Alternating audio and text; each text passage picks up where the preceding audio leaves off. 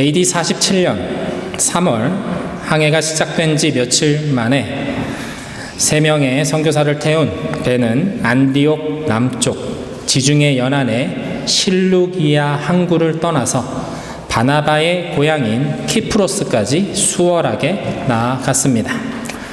지중해에서 세 번째로 큰 섬인 키프로스는 동쪽 지역과 서쪽 지역으로 나눌 수 있는데, 먼저 이들이 도착한 곳은 동쪽의 상업 중심지인 살라미였습니다. 먼저 살라미의 유대인 회당에 들어가서 그리스도의 복음을 전하고 계속해서 섬 서쪽에 위치한 그 섬의 수도인 바보, 원어로는 파푸라는 도시에 도착했습니다. 그곳에서 바나바와 바울 그리고 마가 요한 이 3명의 일행은 키프로스를 다스리는 로마의 총독 서기오 바울 곧 세르기우스 파울루스를 만나게 됩니다. 역사가 요세푸스에 의하면 그는 다양한 사상과 종교에 대한 관심이 많았던 인물이었다고 합니다. 여기서 총독 서기오 바울과 함께 등장하는 한 인물이 있는데, 그는 바예수 또는 엘루마라고 하는 이름의 점성술사였습니다. 당시 정치인들은 점성술사들을 곁에 두고 길흉을 따라 나라의 중요한 일들을 결정하고는 했는데, 엘루마가 키프로스에서 그러한 역할을 하고 있었던 것입니다. 하루는 총독인 서기오 바울이 바나바와 바울을 초청해 그들이 전하는 복음을 듣고 받아들이려고 하자 총독에게 큰 영향력을 미치고 있던 이 엘루마는 어떻게 해서든지 총독이 복음을 받아들이지 못하게 방해하였습니다. 왜냐하면 그는 본능적으로 이 복음이라는 것이 자신이 지금까지 쌓아놓은 모든 것들을 한 번에 무너뜨릴 것이라고 생각했기 때문입니다. 보다 못한 바울은 총독과 모든 사람들이 보는 앞에서 예수님의 이름으로 이 엘루마를 꾸짖으며 소리쳤습니다. 사도행전 13장 10절에서 11절의 말씀인데요, 제가 읽겠습니다. 너 속임수와 악행으로 가득 찬 악마의 자식아, 모든 정의의 원수야, 너는 주님의 바른 길을 굽게 하는 짓을 그치지 못하겠느냐. 보아라, 이제 주님의 손이 너를 내리칠 것이니 눈이 멀어서 얼마 동안 햇빛을 보지 못할 것이다. 그러자 곧 안개와 어둠이 그를 내리덮어서 그는 앞을 더듬으면서 손을 잡아 자기를 이끌어줄 사람을 찾았다. 바울의 말이 떨어지자마자 엘루마는 앞을 더듬으며 자신의 손을 잡아 이끌어줄 사람을 찾기 시작했습니다. 이 모든 일을 두 눈으로 보고 있던 총독 서기오 바울은 그 자리에서 복음을 받아들이고 그리스도인이 됩니다. 바울과 바나바가 첫 번째로 도착한 선교지에서 일어난 이 사건은 그들에게 두 가지 중요한 의미를 던져 주었습니다. 하나는 성령의 강권하심으로 시작된 이 복음 전파의 여정이 하나님께서 당신의 손으로 보증하시는 일이라는 확신을 얻은 것입니다. 만약 이 일이 하나님의 뜻이 아니라면 바울의 그 선포로 인해 점성술사인 바예수의 눈이 순식간에 멀어버리는 일은 일어나지 않을 것이었기 때문입니다. 또 한 가지는 그때까지 바나바를 중심으로 했던 이 선교팀이 이 사건을 계기로 바울을 중심으로 거듭나게 되었다라는 점입니다. 사도행전에서 이러한 세밀한 변화는 명확하게 기록되어 있지 않지만 다음 행선지인 밤빌리아에서부터 모든 선교 여정의 중심에 바울이 등장하는 것과 바울의 이름이 바나바보다 앞에 등장하는 것을 보면 이 전반적인 리더로서의 역할을 바울이 이 시점에서부터 감당하고 있다는 것을 우리는 알 수 있습니다. 이때부터 위로의 아들이라는 별명을 가진 아주 부드러운 성품의 바나바는 강하고 결단력 있는 바울에게 모든 결정을 맡기면서 조력자의 위치에서 선교팀을 돕게 되었습니다.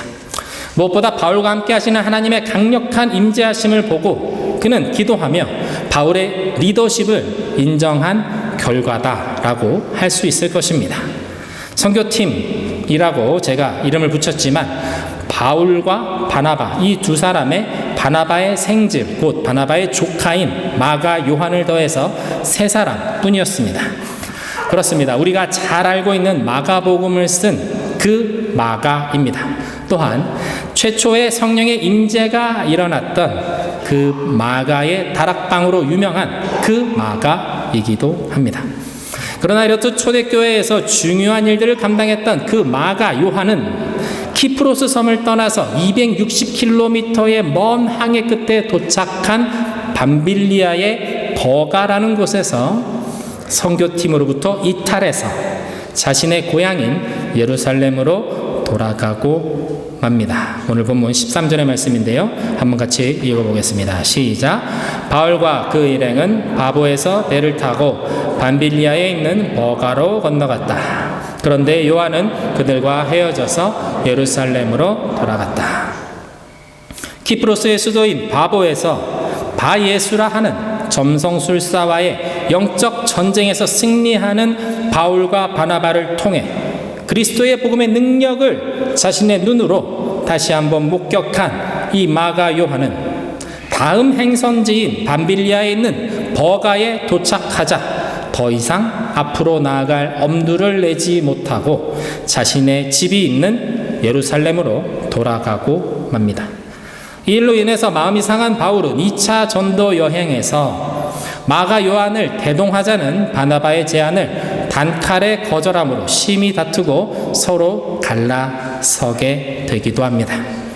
물론 노년의 바울과 화해하고 하나님 나라의 복음을 위해 함께 또 헌신하게 되지만 꽤 오랜 시간 바울과 마가 사이에 이 앙금이 남아 있었다는 것을 우리는 알 수 있습니다. 그렇다면 밤빌리아의 버가에 도착한 마가는 왜 집으로 돌아가는 결정을 했을까요? 성경에서는 그 구체적인 이유가 등장하지 않고 있고 마가의 이탈로 인해서 바울의 마음이 많이 상해 있었던 것으로 보아 바울로서는 그 이유가 쉽게 납득이 되지 않는 중이었다고 볼 수 있습니다. 그리고 또 한 가지 우리가 염두해야 될 부분이 있는데 그들이 버가라는 당시 지중해의 주요 도시, 큰 도시에 도착했음에도 불구하고 그곳에서 복음을 전하지 않고 계속해서 나아가 타우루스 산맥을 넘어서 비시디아 안디옥이라는 곳까지 곧장 나아갔다라는 점입니다. 오늘 본문 14절의 말씀인데요.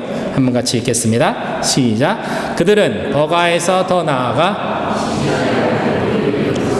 안식일에 회당에 들어가 앉았다. 더 나아가로 번역된 디에르코마이라는 이 단어는 어디를 통과해 가다라는 뜻으로 바울 일행이 버가에 머물지 않고 곧장 그곳을 통과해서 북쪽으로 160km나 떨어진 비시디아 안디옥이라는 곳으로 가는 그 산악길에 올랐다라는 것을 나타내 줍니다. 여기서 우리는 또 하나의 질문에 봉착합니다. 그것은 이들이 왜 당시 대도시였던 이 버가를 통과해서 이 험산줄령 타우루스 산맥을 넘어서 그 비시디아 안디옥이라는 도시까지 그냥 나아가야만 했는가라는 것입니다. 대도시에는 기본적으로 복음을 전하기 좋은 요건들을 갖추고 있었습니다. 복음을 들어보지 못한 많은 사람들이 그곳에 있었고 그리고 사람들을 모으기도 좋았습니다.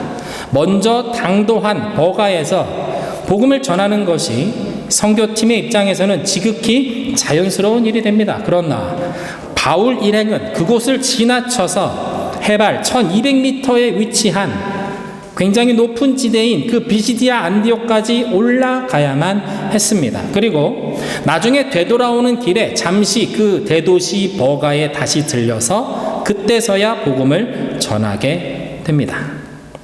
일부 학자들의 추측에 의하면 당시 도착한 이 버가라는 도시에 말라리아와 같은 전염병이 돌고 있었기 때문이다 라는 주장이 있습니다. 제가 생각하기에도 당시 위생 개념이나 다양한 사람들이 모여 사는 이 대도시의 특성상 전염병이 돌았을 가능성이 아주 높았을 것이다 생각이 됩니다.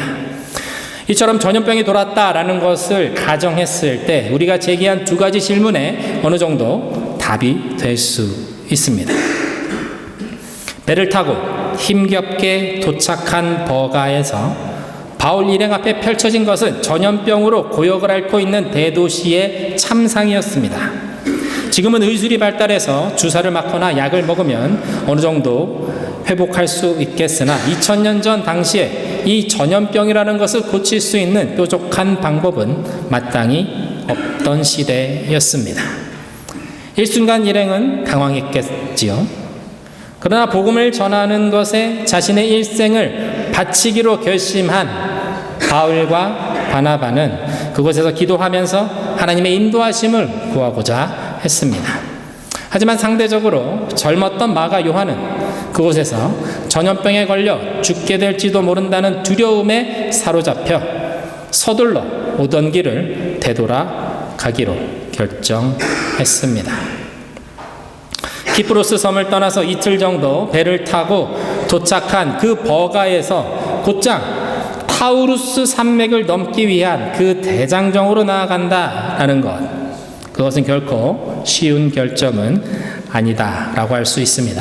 더군다나 타우루스 산맥은 험하기도 하지만 이 도적대의 출몰이 잦은 지역이어서 자칫하면 생명을 잃을 수도 있었습니다. 그렇다고 전염병이 돌고 있는 버가에서 더 오래 머물 수도 없었고, 그 와중에 바나나와 바울을 돕기 위해 함께한 그 마가 요한마저 그곳에서 이탈하여 돌아가 버린 것은 이 사도 바울과 바나바에게는 이러지도 저러지도 못하는 꽤나 괴로운 시간이 되었을 것입니다. 그러나 바울과 바나바는 그곳에서 멈추지 않고 나아가기로 결정한 것입니다. 위험하고 어려운 길이지만 그들은 계속해서 나아가기로 결정했습니다. 위험과 어려움 앞에서 마가 요한은 다시 돌아갈 것을 선택했지만 바울과 바나바는 계속 나아갈 것을 선택한 것입니다. 이집트에서 400년이 넘는 시간 동안 노예살이를 해야만 했던 이스라엘 민족은 이제 약속의 땅 가나안을 향해서 나아가고 있습니다. 이집트를 빠져나오던 상황, 그때 상황은 꽤나 열악했습니다. 그들의 고통의 신음소리가 하나님께 상달되어서 하나님께서는 모세를 부르셨고 10가지 재앙을 이집트 땅에 내리심으로 하나님의 권능의 팔로 이스라엘 백성들을 이집트 땅에서 이끌어내셨습니다. 그러나 믿음이 없고 불순종으로 가득 찬 이 이스라엘 백성들은 계속해서 불평을 쏟아내었습니다. 민수기 11장 4절에서 6절의 말씀 제가 읽겠습니다. 이스라엘 자손 가운데 섞여 살던 무리들이 먹을 것 때문에 탐욕을 품으니 이스라엘 자손들도 또다시 울며 불평하였다. 누가 우리에게 고기를 먹여줄까? 이집트에서 생선을 공짜로 먹던 것이 기억에 생생한데 그 밖에도 오이와 수박과 부추와 파와 마늘이 눈에 선한데 이제 우리 눈에 보이는 것이라고는 이 만나밖에 없으니 입맛마저 떨어졌다. 세번역 성경이 아주 뭐라 그럴까요? 아주 직접적으로 번역을 잘 한 것 같습니다. 물론 그들이 가는 길이 광야길이었기 때문에 물과 먹을 것은 항상 부족한 상황이었습니다. 하지만 하나님께서는 모세로 하여금 반석을 쳐서 물이 나오게 하셨습니다. 그것으로 이스라엘 백성들을 마시게 하셨죠. 만나를 내려주셔서 그들로 하여금 배고프지 않게 하셨습니다. 특별히 만나는 그 의미가 단순한 빵이라고 생각해서는 안 됩니다. 만나는 하늘에서 내리는 빵이었기 때문입니다. 그 기원이, 그 출처가 하늘이기 때문에 만나는 말 그대로 하늘의 양식이며 기적의 산물이기 때문입니다. 그 만나는 광야 같은 세상 속에서 유일한 우리의 양식이 되시는 예수 그리스도를 상징하기도 합니다. 그런데 이스라엘 백성들은 그 만나로 만족하지 못합니다. 그들은 노예 생활을 하면서 때때로 먹을 수 있었던 고기와 생선이 생각났습니다. 그리고 가끔 함께 먹을 수 있었던 수박과 부추와 마늘이 생각났습니다. 비록 노예의 신분이었지만 고기와 생선을 먹을 수 있었던 것이 만나만 먹으면서 광야에서 살아가야만 하는 자유인의 신분인 지금보다 더 나았다라고 그들은 말하고 있는 것입니다. 하나님께서 주시는 기적의 양식, 그 만나가 이젠 지겹다라고 말하면서 더는 먹고 싶지 않다, 그렇게 불평합니다. 하나님이 주시는 언약보다 내가 원하는 세상의 즐거움을 더 사랑하고 더 그리워했던 것이죠. 하나님께서 약속해 주시는 미래의 소망, 그 자유, 사명, 그것보다 지금 내가 먹고 싶은 것, 지금 내가 누리고 싶은 것들, 그러한 것들을 더욱 가치 있게 여기는 것입니다. 손에 잡히는 것보다 더 중요한 무엇인가, 눈에 보이는 그 무엇인가 보다 더 중요한 목적이 있었다면, 어떤 목적의식이 있었다면 이스라엘 백성들은 어쩌면 이만큼 불평하지 않았을지도 모르겠습니다. 하나님께서 주시고자 하는 것이 자유인의 신분이라는 것, 하나님 나라의 제사장의 역할을 그들에게 맡기고자 하신다는 것, 그리고 그 의미를 그들이 알았다면, 깨달았다면 조금 다르지 않았을까 하는 생각이 듭니다. 자신들에게 정말 중요한 것이 자유라는 것을 그들이 알았다면, 그들에게 자유를 주시는 하나님을 신뢰하며 끝까지 그 길을 나아갔을지도 모릅니다. 그러나 그들은 400년간, 무려 400년간의 노예 생활로 인해서 굉장히 미성숙한 상태였습니다. 아직 성숙하지 못하였기 때문에 자신에게 주어진 자유의 의미가 무엇인지, 그들을 위해 지금 주어진 그 광야의 길의 의미가 무엇인지, 하나님께서 이 백성들을 통해서 최종적으로 이 땅 가운데 이루고자 하시는 것이 무엇인지 그들은 볼 수도 없고 깨달을 수도 없었기 때문입니다. 그래서 그들은 불평할 수밖에 없었습니다. 앞을 볼 수가 없기 때문에 뒤만 돌아보며 앞으로 나아가지 못한 것입니다. 마가 요한이 버가에서 자신의 고향 예루살렘으로 돌아가기로 결정한 것은 마가 요한에게는 바울과 바나바와 같은 뚜렷한 목적의식이 없었기 때문입니다. 바울과 바나바를 돕는 위치에 있던 마가 요한에게 전염병과 타우루스 산맥의 그 장엄함은 고향 예루살렘으로 돌아갈 충분한 이유가 되었습니다. 그러나 바울과 바나바에게는 그렇지 않았습니다. 성령께서 이 두 사람을 따로 세우라 말씀하시고 안디옥 교회는 금식으로 기도하며 이들을 떠나보내 주었습니다. 성령의 전적인 인도하심 가운데 키프로스에서 바예수의 눈을 멀게 하심으로 부활하신 예수 그리스도의 복음을 증거하는 이 여정이 하나님께서 원하시는 길이라는 것을 그들은 재차 확인했기 때문입니다. 주님께서 말씀하셨습니다. 손에 쟁기를 잡고 뒤를 돌아보는 자는 하나님 나라에 합당하지 않다 라고 말입니다. 쟁기를 가진 자들은 하나님의 나라를 꿈꾸는 자들입니다. 그것은 하나님의 나라를 그들에게 주셨다라는 뜻이기도 합니다. 하나님의 나라는 이 땅에 임하는 하나님의 통치의 사건입니다. 하나님께서 이 땅을 다스리시는 증거, 하나님께서 이 땅을 다스린다는 것을 보여낼 수 있는 증인, 그것이 되는 것이죠. 하나님의 나라를 바라보는 자는 그래서 뒤를 돌아보지 않습니다. 그 나라의 확신 가운데 살아가기 때문입니다. 사랑하는 믿음복음교회 성도 여러분, 이러한 확신 가운데 살아가시는 여러분 되시기를 주님의 이름으로 축원드립니다. 매 순간 주님이 주시는 뚜렷한 목표가, 하나님 나라의 그 비전이 여러분 가운데 주어지시기를 축원드립니다. 그래서 바울처럼 바나바처럼 전염병이나 험한 산길과 같은 세상에서의 그 어려움 앞에서도 물러나지 않으시고 앞으로 나아가기를 결단하시는 여러분 되시기를 주님의 이름으로 다시 한번 축원드립니다. 비시디아 안디옥에 도착한 바나바와 바울은 회당에 들어가 앉았습니다. 오늘 보면 15절, 16절 말씀인데요. 한번 같이 읽겠습니다. 시작. 율법서와 예언자의 글을 낭독한 뒤에 형제들이여, 이 사람들에게 권면할 말씀이 있으면 해주시오 하고 청하였다. 그래서 바울은 일어나서 손을 흔들고 말하였다. 이스라엘 동포 여러분, 그리고 하나님을 두려워하는 사람들이여, 내 말을 들으십시오. 바울과 바나바가 비시디아 안디옥에 도착했습니다. 160km의 험한 산길을 지나서 도착한 곳이었습니다. 소위 목숨을 걸고 걸어온 길이었습니다. 전염병을 피해서 도적대를 만날 수도 있는 그 위험들을 감수하며 추위와 배고픔과 싸우며 마침내 도착한 곳에서 바나바와 바울은 곧장 유대인들이 모이는 그 회당으로 들어가 앉아 있었습니다. 회당에서는 늘 해오던 대로 정해진 율법서와 예언서의 구절들을 낭독한 다음 회당을 책임지고 있는 사람들이 바울과 바나바에게 설교를 부탁했습니다. 바나바가 아닌 바울이 일어나 설교를 시작합니다.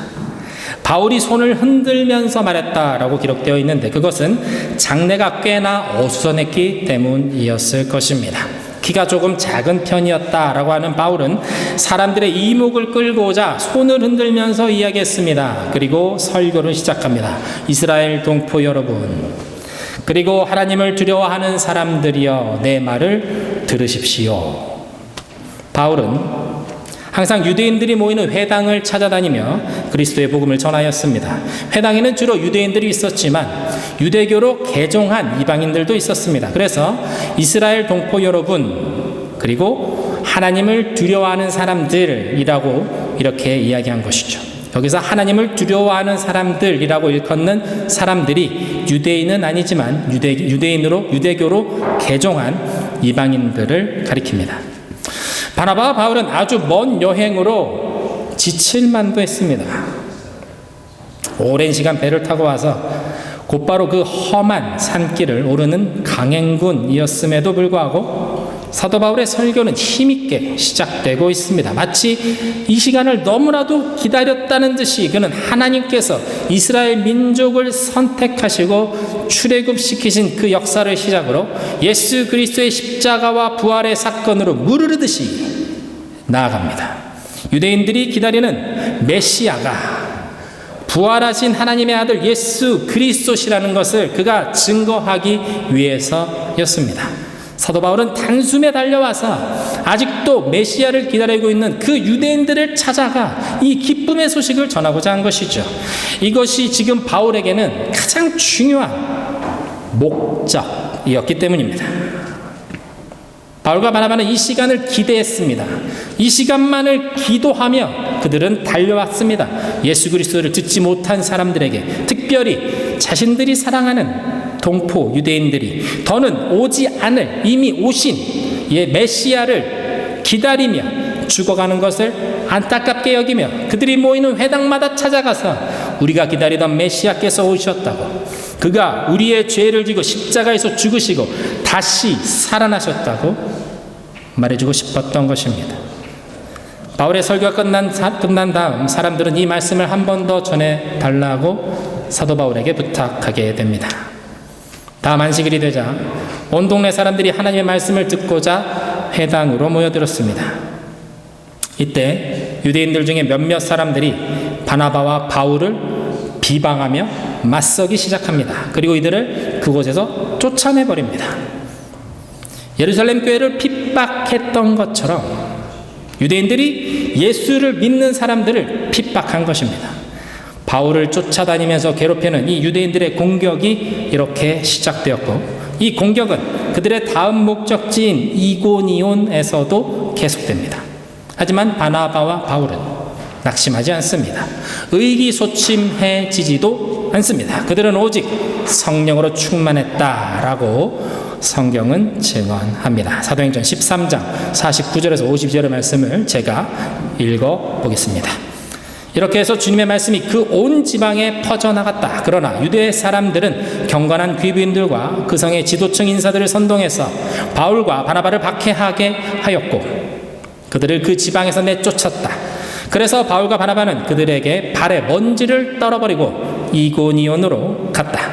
제자들은 기쁨과 성령으로 가득 차 있었다. 유대인 유력자들로부터 바울과 바나바를 향한 공격이 시작되었습니다. 바울과 바나바는 쫓겨났지만 기쁨과 성령으로 가득 차 있었습니다. 하나님께서 주시는 기쁨은 강한 확신, 강한 믿음으로부터 나옵니다. 이것이 하나님께서 원하시는 일이다. 이것이 하나님께서 기뻐하시는 일이다. 라는 그 확신. 그리고 그것을 내 인생의 목적으로 삼음으로 강해지는 것입니다. 그 가운데 느껴지는 평안과 기쁨, 그것이 바나바와 바울을 더욱 강하게 세워주고 있었습니다. 우리 그리스도인들은 우리가 하는 일이 하나님께서 기뻐하시는 일이라는 확신이 있을 때 강해집니다. 믿으십니까? 고난과 어려움이 오더라도 더욱 우리가 강해질 수 있는 것, 우리가 강하게 버틸 수 있는 것, 그것은 우리가 하는 일이 주님 보시기에 옳다라는 그 확신에서부터 나오는 것입니다. 버가에서 비시디아 안디옥으로 올라가는 것, 그런 무모한 행동이 어떠한 이유에서든 이것이 옳다라는 믿음이 바나바와 바울에게 있었습니다. 안타깝게도 당시 마가 요한에게는 없었던 그 목적의식이, 그 확신이 이 바울과 바나바에게는 있었던 것입니다. 그 확신이 버가의 전염병을 지나 그 험한 타우루스 산맥마저 넘어설 수 있게 한 것입니다. 주님이 주시는 확신 안에 거하는 삶, 그것은 우리를 강하게 만듭니다. 세상에서는 이 정도의 확신을 줄 수 있는 무엇인가는 절대로 찾을 수 없습니다.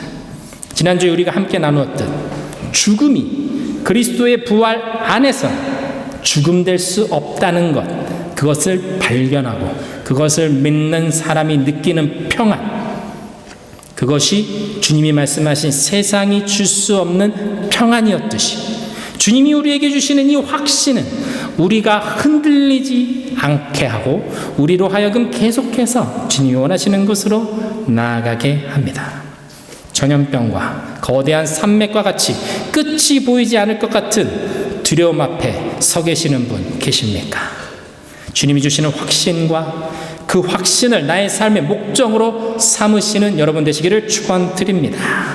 그 확신 안에, 그 믿음 안에 거하심으로 강인한 주님의 백성들로 이 땅을 살아가시는 저와 여러분 되시길 주님의 이름으로 축원드립니다. 그래서 어떠한 일 앞에서든 흔들리지 않는 담대함으로 우리 주님 주시는 그 확신 가운데 기뻐하며 평안하며 살아가시는 여러분 모두가 되시기를 축원드립니다. 함께 찬양하며 기도하면 좋겠습니다.